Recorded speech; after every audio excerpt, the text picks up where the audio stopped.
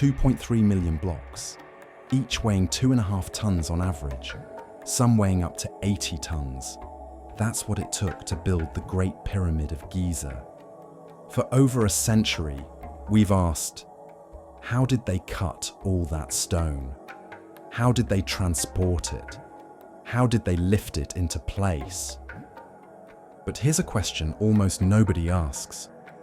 What if they didn't cut the blocks at all? What if they made them? Right there on site, like pouring concrete. This isn't some fringe theory. This is serious chemistry, published research, analysis at the microscopic level. The idea: ancient Egyptians didn't quarry millions of limestone blocks. They created a form of geopolymer concrete, an ancient recipe that produced artificial stone indistinguishable from natural limestone. And here's the kicker. This ancient Egyptian concrete is still perfect after 4,500 years. Meanwhile, modern concrete starts cracking after 50. So the question isn't just, did they use concrete? The question is, if they did, how did we lose a technology that was superior to what we have today? The traditional story goes like this. Ancient Egyptians quarried limestone blocks from nearby quarries. They cut them using copper tools and possibly copper saws with abrasive sand. They transported these multi-ton blocks using wooden sledges, ramps, and tens of thousands of workers. Then they lifted them into place with incredible precision, stacking 2.3 million of them over 20 years to create the Great Pyramid. It's an amazing feat, a testament to human organization, engineering, and determination. But there are problems with this story. A lot of problems. Enter Joseph Davidovits, French materials scientist, specializes in geopolymers, a type of synthetic stone made by chemical reaction rather than heat. In the 1970s, Davidovits started studying pyramid blocks, not just looking at them, actually analyzing their chemical composition at the microscopic level. And he found something strange. The blocks weren't quite like natural limestone. Natural limestone forms over millions of years through geological processes. Sediment compresses. Minerals crystallize in predictable patterns. The structure is relatively uniform. But pyramid blocks? Under the microscope, they showed something different. Inconsistencies, air bubbles, unusual mineral distributions, organic materials that shouldn't be there, like human hair and textile fibers embedded within the stone itself. Not on the surface, inside, in the middle of supposedly solid limestone blocks. How does hair get inside solid rock? Davidovits' answer: because it's not rock. It's ancient concrete. His theory, published in numerous scientific papers and books since the 1980s. The ancient Egyptians discovered geopolymer chemistry. They created a mixture using limestone rubble, clay minerals, natron, a natural sodium compound, and water. This mixture could be carried in baskets to the pyramid site, poured into wooden molds, and left to harden through chemical reaction. The result: artificial limestone blocks, made on site. No quarrying, no transporting multi-ton blocks across the desert, no impossible ramps, just chemistry. Now, before you dismiss this as pseudoscience, understand, Davidovits isn't some random conspiracy theorist. He holds a PhD in chemistry. He's published extensively in peer-reviewed journals. He founded the Geopolymer Institute. He's developed modern geopolymer concrete used in construction today. This isn't ancient aliens. This is a trained scientist proposing that ancient Egyptians knew chemistry we thought they didn't. Big difference. So what's the evidence for this theory? Let's break it down piece by piece. Evidence 1. The air bubbles. When Davidovits analyzed thin sections of pyramid blocks under the microscope, he found air bubbles. Natural limestone doesn't have air bubbles. It forms underwater over millions of years under pressure. Any air gets squeezed out. But cast concrete? Concrete traps air during mixing and pouring. You can see these bubbles in modern concrete, and you can see them in pyramid blocks. Not every block, but many of them. Particularly in the core blocks, the internal blocks that aren't visible from outside. Critics say, maybe those are just porous sections of natural limestone. Davidovits responds, then why are the bubbles perfectly spherical? Why are they consistent with cast material rather than geological formation? Evidence 2, the organic materials. This is the really weird one. Multiple researchers have found organic materials embedded inside pyramid blocks. Human hair, textile fibers, reed fragments, even a fingernail. Not on the surface where they could have been deposited over thousands of years. Inside the blocks, in the matrix, as if they were mixed into wet material that then hardened. One specific example. In the 1980s, French scientists found a 3-inch human hair completely enclosed within a pyramid block.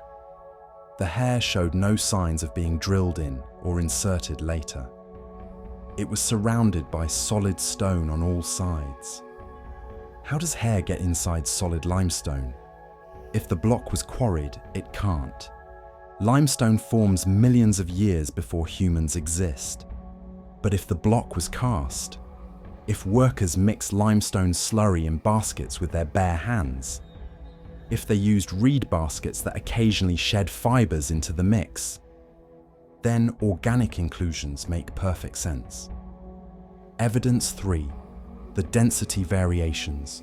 Natural limestone has relatively consistent density. It's stone. It formed under uniform conditions over geological time. But pyramid blocks show density variations. The top of a block might be slightly less dense than the bottom. Exactly what you'd expect from poured material that settles as it hardens. Core blocks, which wouldn't be seen, are often lighter and more porous than casing blocks. Again, this matches what you do with concrete. Use cheaper, lighter material for the core and reserve high-quality material for the visible exterior. Evidence 4, the perfect fit. Here's something that's always bothered archaeologists. The blocks fit together impossibly well. You literally cannot slide a knife blade between many pyramid blocks. The fit is so precise that no mortar was needed. Traditional explanation: the ancient Egyptians were incredible stonemasons who could cut and fit blocks with astonishing precision. Possible? Sure. But here's the thing. If you cast blocks in place, the fit is automatic. Pour your concrete into a mold. Let it harden. The bottom conforms perfectly to the irregular top of the block below it. No cutting, no fitting, just chemistry. Evidence 5. The tool problem. Ancient Egyptians had copper tools. Copper is soft. Limestone is harder than copper. You can cut limestone with copper saws if you use sand as an abrasive. But it's slow. Incredibly slow. Experimental archaeology has tried this.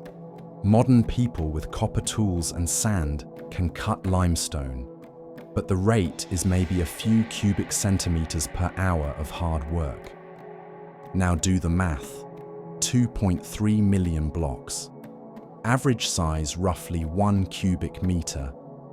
That's 2.3 million cubic meters of stone that needs to be cut and shaped. Even with thousands of workers, the amount of cutting required is staggering. But if you're not cutting, if you're just mixing and pouring, the math suddenly becomes reasonable. Workers could carry baskets of limestone slurry. pour it into molds. Move on to the next block while the previous one hardens. You're limited by chemistry, how fast the reaction happens, rather than by manual cutting speed. Evidence 6. The hieroglyphic evidence. This is subtle but interesting. Ancient Egyptian texts occasionally describe construction using phrases that translate more naturally as building with mud or stone that flows. Now, mainstream Egyptologists interpret this as metaphorical or referring to mud brick construction, which Egyptians definitely used for other buildings. But Davidovits argues these phrases make more literal sense if Egyptians were actually making flowable stone, i.e., concrete. There's also the fact that Egyptians definitely knew chemistry. They were making natron, they were making glass, they understood chemical transformations. Is geopolymer concrete really that much more advanced than glass making? So how would this actually work? What's the chemistry? Modern concrete uses Portland cement, basically crushed limestone and clay, heated to about 1,450 degrees Celsius to create clinker, which is then ground into powder. Ancient Egyptians didn't have furnaces that could reach those temperatures consistently, so they couldn't make Portland cement. But they didn't need to. Geopolymer concrete works differently. It's based on alkali activation rather than thermal transformation. Here's the basic recipe Davidovits proposes. Ingredient 1. Limestone rubble, not solid blocks. Crushed limestone, small fragments. Egypt has limestone everywhere, easy to obtain. Ingredient 2. Clay minerals, specifically minerals like kaolinite. These provide aluminum and silicon, key components for the chemical reaction. Clay deposits existed near the Nile. Ingredient 3. Natron, a natural sodium compound, mostly sodium carbonate and sodium bicarbonate. Egyptians mined this from dry lake beds. They used it for mummification.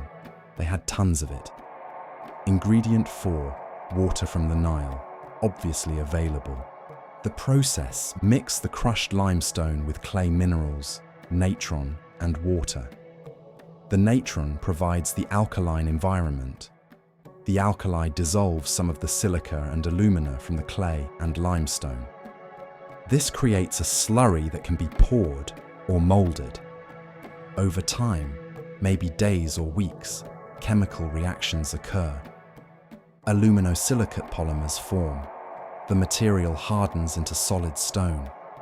The end result looks and feels like limestone because it's made from limestone, but it was created through chemistry, not geology. Modern geopolymer concrete uses similar principles.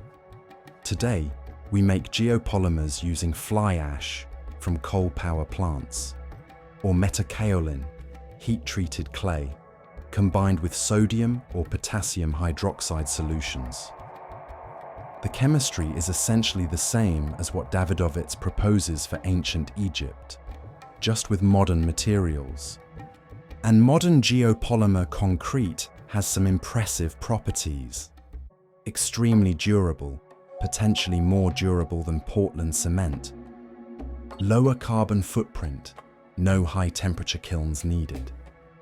Resistant to acid and sulfate attack, can achieve very high strength. If ancient Egyptians really did invent this, they were ahead of their time by thousands of years. Now, fairness demands we discuss the counterarguments, because this theory is controversial. Most mainstream Egyptologists reject it. Counterargument 1. We found the quarries. True. There are definitely ancient quarries near Giza and at Aswan for granite. These show evidence of stone cutting and extraction.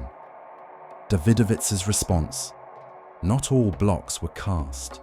The high-quality casing stones, the smooth white limestone that originally covered the pyramid, were probably quarried and cut traditionally.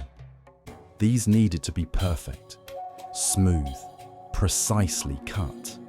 But the core blocks, the 2.2 million internal blocks nobody would ever see, those could be cast. In fact, this explains why casing stones and core blocks look different. Casing stones are uniform, fine-grained limestone. Core blocks are often more porous, variable, and contain those suspicious air bubbles and organic inclusions. Counterargument 2. The chemical composition matches natural limestone. Several studies have analysed pyramid blocks and found their composition consistent with natural limestone from local quarries. Davidovits' response: of course it matches. You're making artificial limestone from natural limestone. The chemical elements are the same. The difference isn't in bulk chemistry, which element percentages, but in microstructure, how those elements are arranged. And that requires more sophisticated analysis than just basic chemical testing. Counterargument 3. Experimental attempts to recreate this have failed. Some researchers have tried to make geopolymer blocks using ancient Egyptian materials and techniques. Results have been mixed. Davidovits' response: we don't know the exact recipe. Ancient Egyptians didn't publish their formula. We're reverse engineering a 4,500-year-old technology. Also, some experiments have succeeded. Davidovits himself has created limestone-like geopolymer blocks using his proposed ancient recipe. It works. The question is whether this specific formulation is what Egyptians actually used. Counterargument 4. Ancient texts describe quarrying and stone cutting. True. Egyptian records definitely mention quarrying.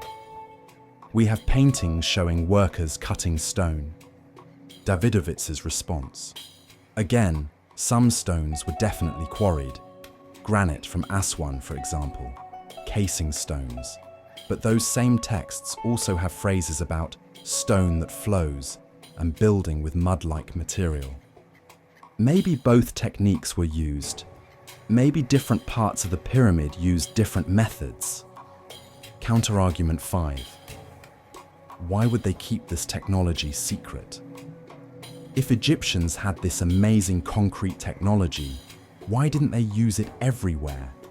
Why do later structures show clear evidence of quarried stone? Davidovits' response: knowledge gets lost. Technologies disappear. Look at Roman concrete, superior to anything made in medieval times, yet the formula was lost for over 1,000 years. Maybe pyramid construction was a royal secret. Maybe the master builders who knew the technique died without passing it on. Maybe the specific combination of materials and knowledge was lost during political upheaval. We don't know why it would disappear, but we know technologies do disappear. So let's assume for a moment that Davidovits is right. Let's say the pyramid blocks really were cast using ancient geopolymer concrete. What does that change? First, the logistics become much more reasonable. You don't need to transport 2.3 million multi-ton blocks. You transport limestone rubble, much lighter, much easier. You can carry it in baskets. You can move it by boat, by sledge, by human workers, without requiring the massive ramps and infrastructure traditional theories demand. The construction timeline becomes more plausible. 20 years for the Great Pyramid suddenly doesn't seem as impossible. Second, the precision becomes explainable. Those perfect fits between blocks, not the result of impossibly skilled stonemasons, just the natural result of pouring wet material that conforms to the shape below it. Third, the ancient Egyptians were more scientifically advanced than we give them credit for. We already know they were sophisticated. They aligned the pyramids to true north. They understood astronomy. They created stable structures that have lasted 45 centuries. But discovering geopolymer chemistry? That puts them in a different category entirely. That's not just engineering. That's materials science. That's chemistry. That means they understood chemical reactions. They experimented with different mixtures. They optimized formulas. They quality controlled their concrete to ensure consistent results. Fourth, we might need to reconsider other ancient structures. If Egyptians used concrete, did other ancient civilizations? Could some Roman construction that we assume is cut stone actually be cast? Could some of the precision stonework in places like Machu Picchu or Baalbek involve similar techniques? We might be looking at ancient construction with the wrong assumptions. Fifth, modern construction could learn from this. Geopolymer concrete is gaining interest today as a sustainable alternative to Portland cement. It produces fewer carbon emissions. It can use industrial waste products. If ancient Egyptians really perfected this technology thousands of years ago, we should be studying their methods, not just for historical interest, for practical application. So where does the evidence actually stand? Here's the honest answer. We don't know for certain. The geopolymer theory is plausible. It explains some puzzling features of pyramid construction. It's based on legitimate chemistry, and it's proposed by a credible scientist. But it's not proven. It's not accepted by mainstream Egyptology, and there are reasonable counterarguments. What we need is more research, specifically, better microscopic analysis of more pyramid blocks. Not just chemical composition, but detailed microstructural analysis that can distinguish between geological formation and chemical casting. Experimental archaeology, with more rigorous attempts to recreate the proposed ancient concrete using only materials and techniques available in ancient Egypt. New analytical techniques that can definitively identify whether stones were quarried or cast. Perhaps isotopic analysis or other methods we haven't thought of yet. Here's what we can say. Ancient Egyptians definitely quarried some stones. We know this. The idea that they used geopolymer concrete for some pyramid blocks is scientifically plausible and not pseudoscience. There is evidence that warrants investigation. Air bubbles, organic inclusions, density variations, and the sheer logistics of quarrying and moving 2 million blocks. More research is needed to confirm or refute the theory definitively. And here's what's interesting. Even if the theory turns out to be partially correct, even if only some blocks were cast, or only certain pyramids use this technique, it would still be remarkable. It would still mean ancient Egyptians knew chemistry we didn't think they knew, created materials we didn't think they could create. The Great Pyramid stands 4,500 years after its construction. The blocks show no significant weathering, no major cracks, no structural failure. Modern concrete? We're lucky if it lasts a century without serious maintenance. So whether those blocks were cut or cast, one thing is certain. Ancient Egyptians created something that has outlasted everything we build today. Maybe they quarried and transported 2 million blocks using nothing but copper tools, wooden sledges, and human labor. That would be an incredible achievement. Or maybe they discovered geopolymer chemistry millennia before modern science. Created artificial stone using chemical reactions. Built the pyramids with ancient concrete that's superior to anything we make now. That would be an even more incredible achievement.